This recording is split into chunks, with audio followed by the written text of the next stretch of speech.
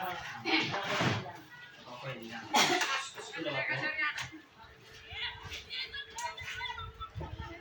selamat pagi untuk kita semua.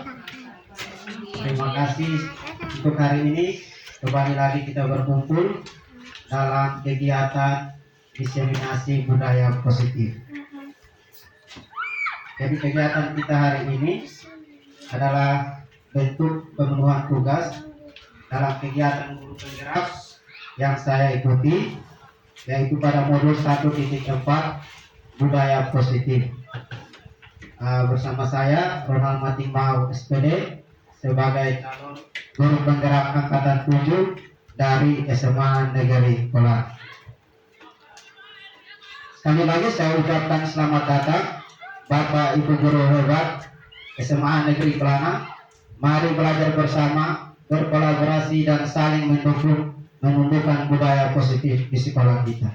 Jadi Bapak Ibu, saya berdiri di sini bukan karena saya paling hebat, saya paling mengerti banyak hal, tetapi di sini kita saling berbagi pengalaman baik. Kita sharing tentang budaya positif yang akan kita tumbuhkan di SMA Negeri Toranai.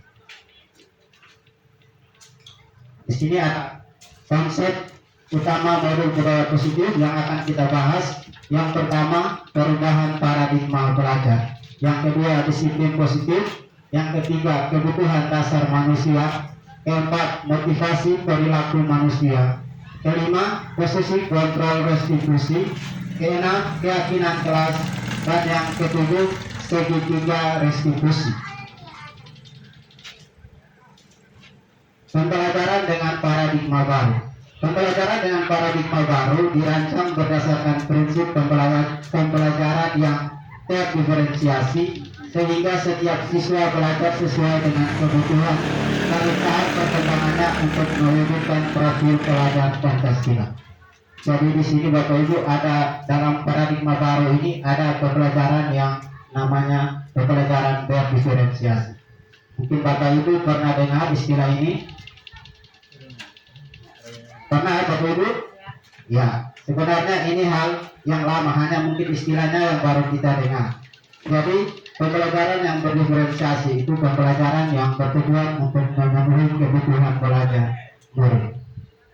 Jadi target pemerintah tahun 2024 setiap sekolah itu sudah menerapkan kurikulum merdeka.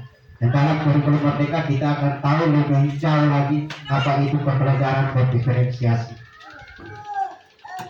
Dan ini sejalan dengan pemikiran Ki Hajar Dewantara bahwa hakikat pendidikan itu adalah menuntut. Kemampuan itu ada pada anak. Jadi kita tugas sebagai pendidik hanya bisa menuntun anak untuk tumbuh sesuai dengan kodratnya masing-masing. Jadi kita tahu setiap anak itu lahir sudah punya potensi. Dan potensi anak itu berbeda-beda. Jadi tugas kita guru bagaimana menuntut supaya anak itu tumbuh sesuai potensi. Jadi anak meskipun di usia yang sama, terus di jenjang di kelas yang sama, tapi kemampuan pengetahuannya itu berbeda-beda. Jadi misalnya anak yang potensinya di bidang olahraga, saat belajar matematika, anak akan lambat dalam memahami. Anak yang pintar di IPA, di matematika, tapi belum tentu dia tampil dalam bidang seni. Nah, jadi pembelajaran berdiferensiasi ini bagaimana kita memenuhi kebutuhan belajar peserta didik. Jadi misalnya dalam matematika, anak pintar dalam penjumlahan dan pengurangan, tetapi dia itu bisa saja lambat dalam pembagian dan pengurangan. Jadi bagaimana kita memperhatikan kebutuhan anak. Strategi apa yang kita pakai untuk memenuhi kebutuhan anak sehingga dia bisa dalam pembagian dan perkalian. Jadi dalam pembelajaran berdiferensiasi itu ada kebutuhan anak yang harus kita penuhi, yaitu tentang kesiapan belajar siswa, juga minat belajar, dan yang ketiga profil belajar. Dan untuk memenuhi kebutuhan tiga ini, strategi apa yang kita pakai? Itu semua ada dalam pembelajaran berdiferensiasi. Perubahan paradigma, kegiatan kepala tangan. Jadi di sini ada kegiatan, Bapak Ibu bayangkan saja Di genggaman Bapak Ibu ini ada sesuatu yang sangat berharga bagi Bapak Ibu. Terus ada teman yang berusaha untuk membuka kepalan tangan tersebut. Ia mencoba dengan segala cara, entah itu dengan bujukan, rayuan, paksaan atau ancaman, atau dia mau memberikan imbalan yang banyak. Pokoknya dia pakai segala cara untuk bagaimana Bapak Ibu membuka sesuatu yang berharga di genggaman. Kira-kira Bapak Ibu mau buka atau tidak?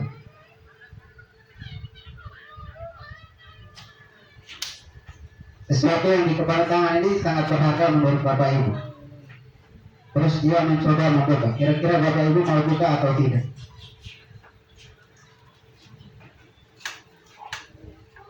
Tenang. Ada yang punya pilihan? Buka atau tetap pertahankan? Buka. Alasannya kenapa sampai Ibu mau buka kepala tangan? Apakah yang ditawarkan Ibu bisa mengganti sesuatu yang berharga di dalam genggaman?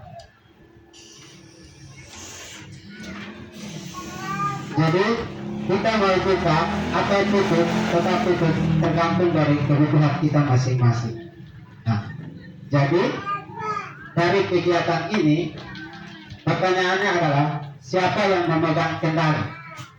Orang yang berusaha membuka atau kita? Siapa yang pegang kendali? Kita. Ya.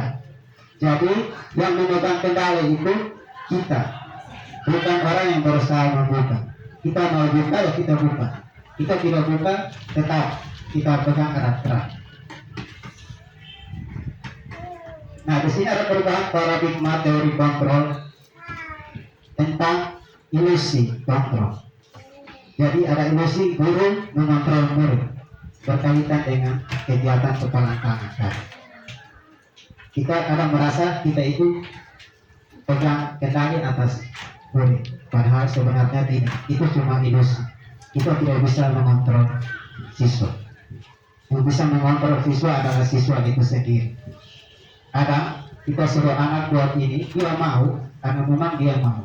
Kalau dia tidak mau, tetap dia tidak mau. Dia punya alasan. Anak juga punya prinsipnya tersendiri. Kemudian ilusi bahwa kritik dan membuat orang merasa bersalah dapat menguatkan karakter. Jadi misalnya dalam keseharian di sekolah ada siswa berbuat salah, kita kasih dia bahasa-bahasa yang kritik, membuat dia itu merasa sangat bersalah, dengan harapan dia mau berubah. Meskipun anak itu berubah, dia berubah itu, tapi tidak dengan karakter yang lebih kuat. Mungkin sewaktu-waktu dia bisa berbuat salah lagi.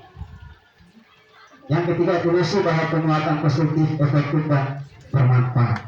Jadi terkadang penguatan positif di sini maksudnya